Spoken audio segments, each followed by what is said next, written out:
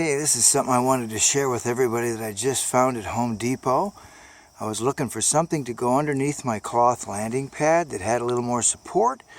The Fimi X8 SE, the gimbal is a little low to the ground, so it kind of pushes it down into the fabric. So I thought, gosh, if I had a piece of wood. And as I'm going through Home Depot, I see this. And it's a foldable plastic table. And it's from Lifetime. I'll give you a good look at it there. And it actually folds.